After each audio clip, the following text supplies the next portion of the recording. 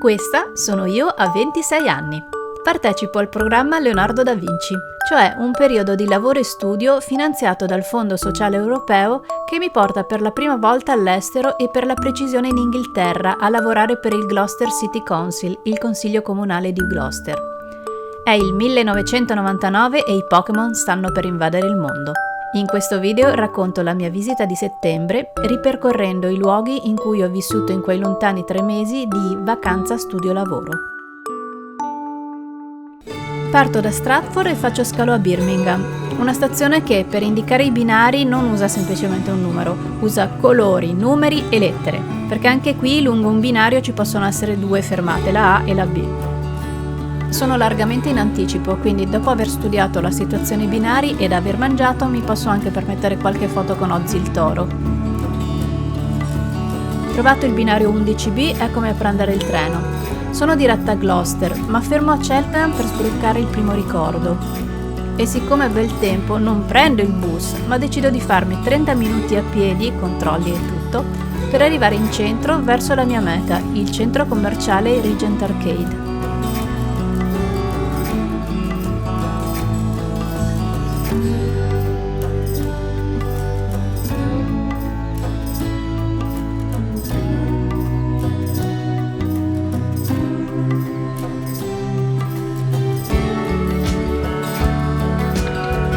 Come mai sono venuta fin qui?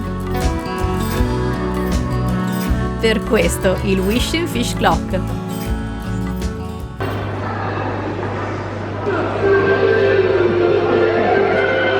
Vi racconto come funzionava. Ogni mezz'ora il meccanismo parte, inizia la musica e l'oca sulla sommità deponeva delle uova d'oro che finivano nella grande ruota rossa che le portava nel reticolo a destra dove le uova scivolavano dentro l'orologio e usciva fuori un topo da una delle finestrelle. Dulcis in fondo il pesce sputava bolle di sapone. Di tutto questo resta solo topino e musica. Che peccato.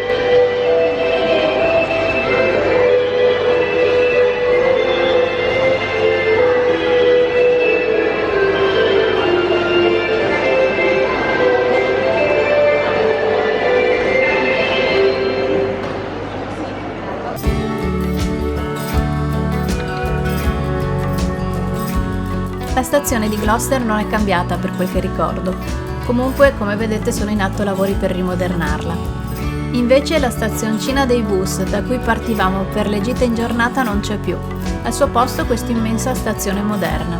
Sinceramente preferivo l'altra.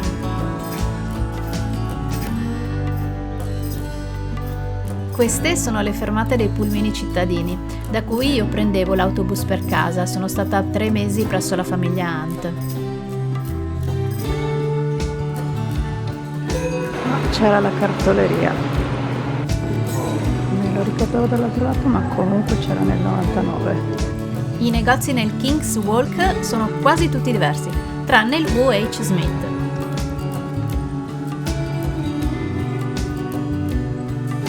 Questi sono reperti archeologici. Qui c'era una porta d'ingresso alla città costruita ai tempi dei Romani e durata fino ai Tudor.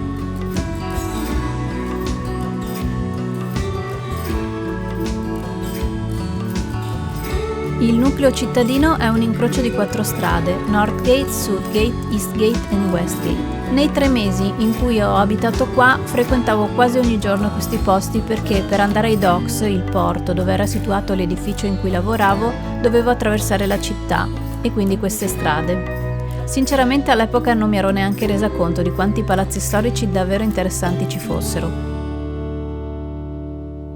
Tra le cose che ricordavo, all'incrocio principale ci sono la torre, ma soprattutto la gioielleria.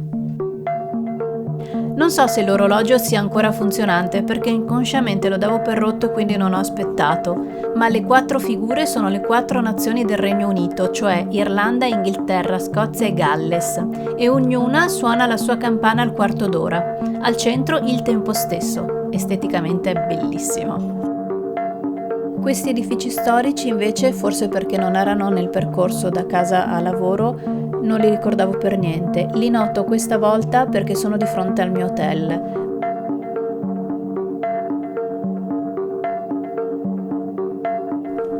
A proposito di hotel, questa volta prenoto con mega anticipo un edificio storico, un pub, il New Inn, camera epoca Tudor. Confermo il mio arrivo via mail la mattina e mi rimpallano qui perché non hanno la mia camera.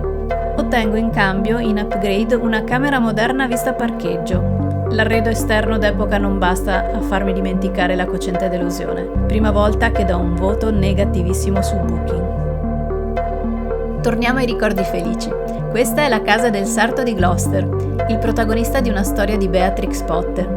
Purtroppo il museo negozio è chiuso e quindi vi posso mostrare solo i gatti e topi della vetrina. Al primo piano ricordo che c'era in mostra un abito settecentesco cucito dai topini.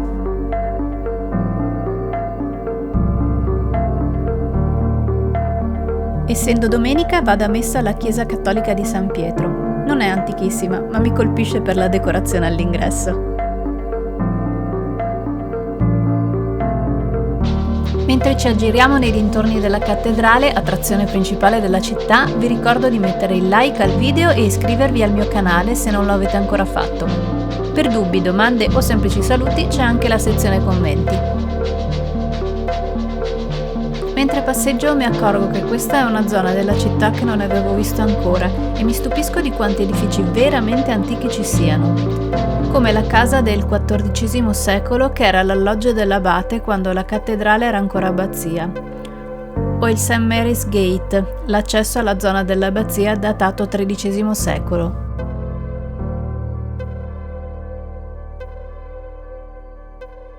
Non vorrei perdervi ora che vado a descrivere architetture religiose, quindi vi avviso. Stiamo anche per visitare delle location dove hanno girato i primi film di Harry Potter.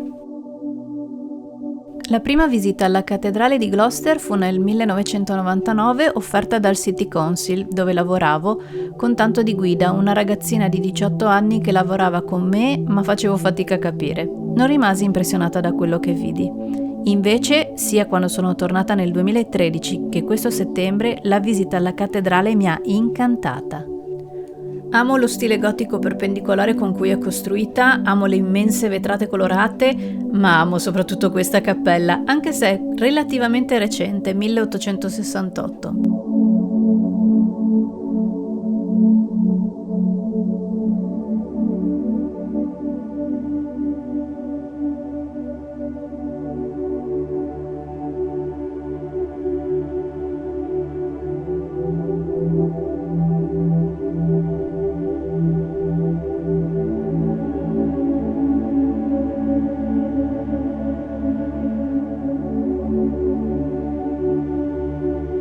Raccogliendo materiale per questo video mi accorgo che ci sono 1000 aneddoti e cose interessanti da vedere. Ad esempio, in questa vetrata c'è un omino che gioca a golf e mi sono persa pure le visite guidate alla cripta, alla torre e alla biblioteca, anche se non avendole notate forse sono su prenotazione.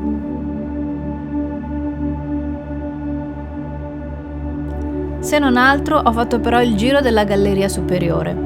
Per chi ha giocato ad Assassin's Creed sappiate che questo percorso dei piani alti dà un forte senso di déjà vu.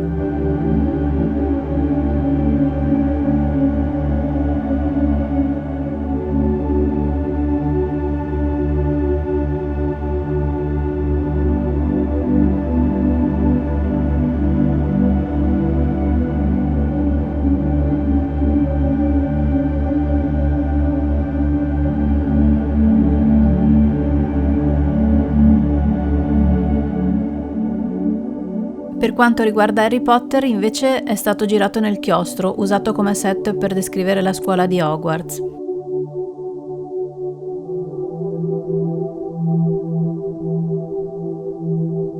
Questa, ad esempio, è la porta del dormitorio dei Grifindoro. E qui, nel lavatorium, Harry e Ron si nascondono dal troll.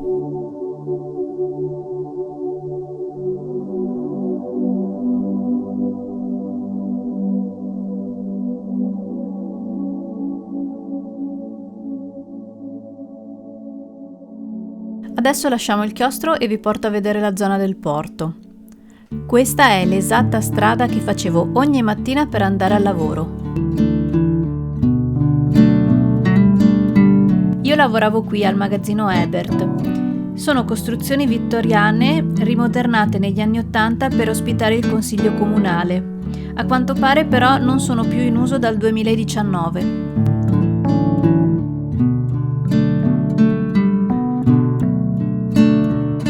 L'area comunque è totalmente cambiata dal 99. Ci sono molti palazzoni in più e anche qualche edificio in meno.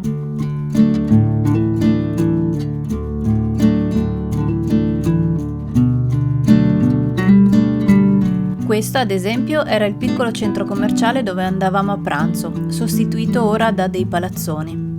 Mangiavo a pranzo assieme a una collega del corso che lavorava assieme a me. Ricordo che la signora del bar ci faceva i panini al momento. Io sempre tonno e maionese. Se c'era bel tempo li mangiavamo sedute fuori osservando i cigni che navigavano nel canale. Una cosa che non è cambiata è la chiesetta dei pescatori.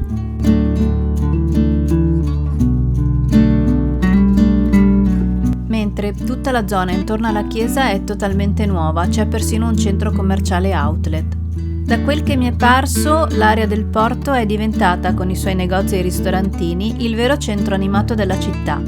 Questo però ha svuotato la zona storica che mi è parsa, soprattutto verso sera, quando i negozi sono chiusi, trasandata e mal frequentata. Proprio questo senso di abbandono, rispetto alla Gloucester che ricordavo, mi ha dato un senso di malinconia, perciò non penso tornerò più a visitarla, almeno non nell'immediato. È l'ora di prendere il treno per Londra, l'ultima tappa di questo lungo viaggio. Anche qui qualche piccolo problema di numerazione, visto che in stazione c'è direttamente la fermata 2, mentre l'1 è in fondo al binario. Poco male, il mio treno è al 4. Spero che i miei ricordi vi abbiano piacevolmente intrattenuto. Ciao e a presto!